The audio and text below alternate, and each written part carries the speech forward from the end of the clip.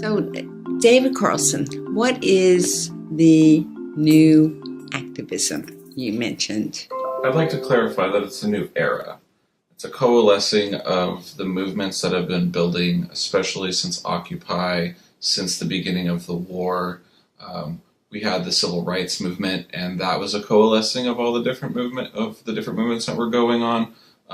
And it kind of died out after King died. He was working on the poor people's movement, and that was big. So where we're at right now is essentially this new coalescing of the poor people's movement that's coming around. You've got the Black Lives Matter, you've got the $15 minimum wage, you've got the environmental people coming together, and they're all realizing their intersectionality. So this new era of activism is just us coming back together and fighting against the capitalist system that is destroying us. How does this new activism differ from old activism? I don't think it necessarily is different. You've got a lot of the same rhetoric. I look at, some of the stuff that Malcolm X has said and some of the stuff that Martin Luther King Jr. said. We are just fighting yet again for our ability to survive in this system. The exploitation is at an all-time high since the Great Depression. So I think maybe if there is a difference, is just the time period we're in, the way that we organize. Because we're not going face to face as much. We're organizing over our phones, over social media. We're able to exchange information so much faster that it's almost hard to keep up with and to see what's really going on. Why do you think that the politicians will listen now? Because there's enough people that are paying attention that if they don't listen to us, especially moving forward from this election, they're going to have a much harder time getting reelected. People have a great distrust in politicians. They see that they're not always working for the will of the people because the money is so explicit in our politics now and just getting elected. People feel disenfranchised. They don't feel that their voice has any real meaning to the politicians, so they're going to start to make their voice more heard.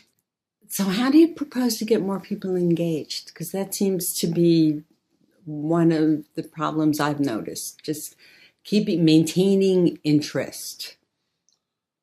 You have to show them the path. We can talk about these big ideas and concepts, but if you don't say, if we do these steps, we can get something done, people fall out really fast. You look at Obama when he got elected, he said, "Thank you, I'll take it from here."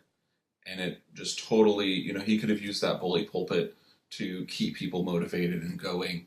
And that didn't happen. I see a lot of politicians, even at the local and state level, that aren't necessarily getting the things that they think are important or what they hear the people want and pushing for them.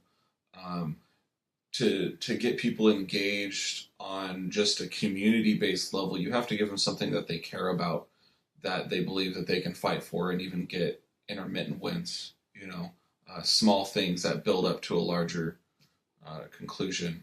One example, right now, and I'm working with WashCo Solidarity, and we've got 9 or 10 people on our board right now, and we just started post-election. Well, we're getting people engaged by showing them the different things at the county level and city level that they can get working with. Like right now, we're building a coalition to make Hillsborough City Council pass a sanctuary resolution, but not just a sanctuary, because rhetoric is one thing, action is another.